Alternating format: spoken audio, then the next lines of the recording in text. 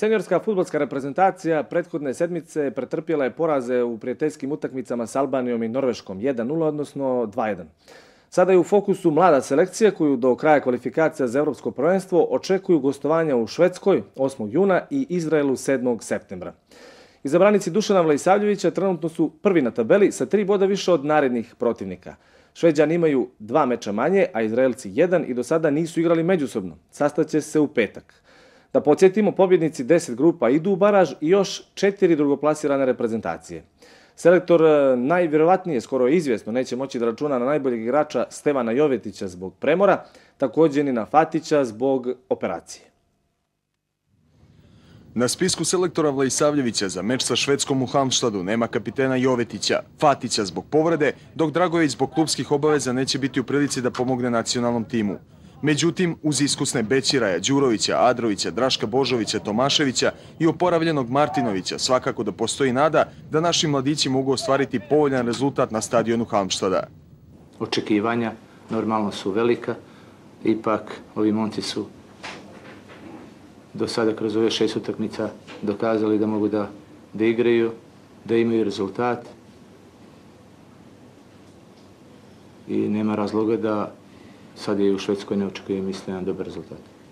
Ja sam im rekao kad smo krenuli u kvalifikacije da vjerujem da se do kraja neće znati, bez obzira na njihov rezultat sada, bit će nešto jasnije, ali i na njihov rezultat sada pa na naš opet se neće znati ništa do zadnje kola, jer opet igramo međusobno i 3 boda je ili 6 ili 12 kad uzmemo njihove utakmice zaista puno, tako da vjerujem da će do kraja svi ostati u igru.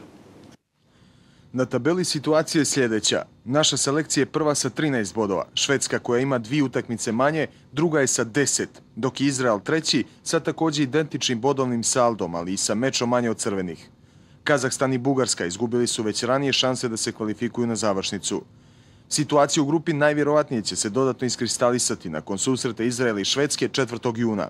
Potom slijedi naše pomenuto gostovanje reprezentaciji Tri krune, a nakon toga još jedan duel Švedske i Izraela. Crna Gora posljednju utakmicu u kvalifikacijama odigraće 7. septembra u Izraelu, istog dana Bugarska dočekuje Švedsku. Naša selekcija u Halmstad putuje 6. juna redovnim letom u poslepodnevnim satima, a meč na Orjans Valu, stadionu koji prima nešto više od 15.000 gledalaca, počeće 2 dana kasnije u 19 sati i 15 minuta. Završeno je fudbalsko prvenstvo. Prije 7 dana sve je bilo riješeno. Posljednje kolo odlučivalo je samo o rasporedu u baražu za popunu prve lige. Mornar će igrati protiv Bratstva, Beranes OFK Barom. Prve utakmice na programu su u srijedu na Trešnici i na Topolici, revanši u nedjelju. Rudar je, da podsjetimo, osvojio duplu krunu i debitovat će Pljevljaci u kvalifikacijama za Ligu šampiona krajem juna.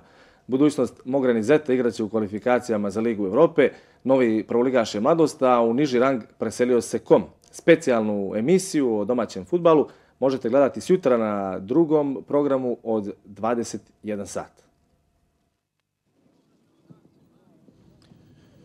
Posljednje utakmice prvoligaškog fudbalskog takmičenja bile su za većinu ekipa formalnost, jer su u pretposljednjem kolu riješene gotovo sve dileme oko konačnog plasmana. Po prvi put u Crnogorskoj fudbalskoj ligi rezultati posljednjeg kola nijesu imali neku posebnu važnost, jer se nijesu mogla dogoditi veća pomjeranja na tabeli. Mjesta su jedino mogle da zamijene ekipe Mornara i Berana, ali se to nije dogodilo, a posljednje kolo obilježili su fudbaleri Grblja, koji su u susretu sa KOM-om uspjeli da zabilježe rekordnu prvoligašku pobjedu. Rezultat 11:0. Protekla sezona je period uspone i uspjeha Rudara, koji je postao najtrofejniji crnogorski klub i prva ekipa koja je uspjela da osvoji duplu krunu. Pljevljaci su pokazali strpljenje i snagu kada je bilo najpotrebnije. U duelima sa ekipom budućnosti zabilježili su 3 pobjede, 2 u prvenstvu i 1 u finalu Kupa Crne Gore, uz 1 neriješen rezultat na stadionu pod Goricom. Rudar je imao najmanje oscilaciju u igri, a trener Nebojša Vignjević dobro je vodio ekipu koja je na čelnoj poziciji provela više od pola sezone. U Pljevačkom klubu uveliko se pripremaju za učešće u kvalifikacijama za Ligu šampiona. Za ekipu je veoma važno da je ostao trener Vignjević i da u sastavu neće biti većih promjena. Sigurno da smo u posljednjih 2-3 kola igrali opuštenije, imali smo više razloga za slavlje nego za utakmicu, tako da smo više razmišljali o slavlju nego u utakmici kako ćemo završiti i šta raditi. Ali bitno je da smo Vidjeli ste ove utakmice što smo igrali na najbolji mogući način, što smo mogli, koliko smo uspjeli i sigurno da smo zasluženo osvojili, opet da kažem, duplu krunu. Nadam se da ćemo u kvalifikacijama potruditi se da napravimo istorijski uspjeh za Crnu Goru, da prođemo prvi krug. Budućnost je razočarala jer je na početku prvenstva najavila osvajanje duple krune, da bi se na kraju zadovoljila drugim mjestom i učešćem u kvalifikacijama za Ligu Evrope. Podgorički prvoligaš imao je odlične uslove za rad, solidnu finansijsku podršku, kvalitetan igrački kadar i najbolje navijače.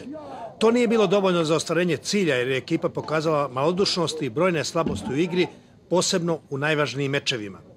Iskustvo Brnovića i Đokaja nije iskorišćeno na pravi način, igra reprezentativca Delića nije bila na očekivanom nivou, a povrede Bećira i Vukovića odrazile su se na rezultate ekipe.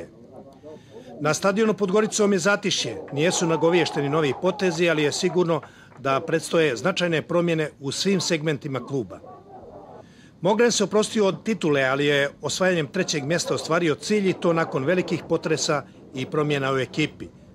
Ovo je bila uspješna sezona i za fudbalere Zete, koji su u proljećnom dijelu prvenstva sa trenerom Đuretićem ostvarili veoma dobre rezultate iako su bili značajno oslabljeni. Grbalj je u finišu ispustio šansu da izađe na evropsku scenu, dok je Lovćen sa podmlađenim timom koji ima perspektivu čitavu sezonu odigrao bez grča i sačuvao mjesto u sredini tabele.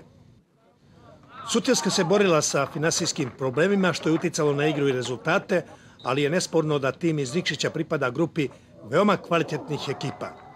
Petrovac je u finišu prvenstva doživio preporod, a za ekipu Dečića je najvažnije da je izbjegla baraž. Kom je već poslije prvog dijela takmičenja bio na putu prema drugoligaškom društvu. U premijernoj prvoligaškoj sezoni Mornar i Berane nijesu uspjeli da izbjegnu baraž, ali će im prvoligaško iskustvo biti veoma važno u predstojećim duelima. U cijelini gledano takmičenje u Crnogorskoj fudbalskoj ligi bilo je zanimljivo, dok je kvalitet ostao na nivou prethodnih sezona. Prvenstvo su obilježili najbolji strijelci Bošković, Ranđelović, Vuković i Gluščević. Odličan utisak ostavili su vezni igrači Matić i Kudemor, dok su od defanzivaca najbolji bili Bojović, Draško Božović i reprezentativac Pejović. Gotovo svi klubovi borili su se sa finansijskim problemima. Većina terena je u lošem stanju, a suđenje i pored evidentnih grešaka može dobiti prelaznu ocjenu.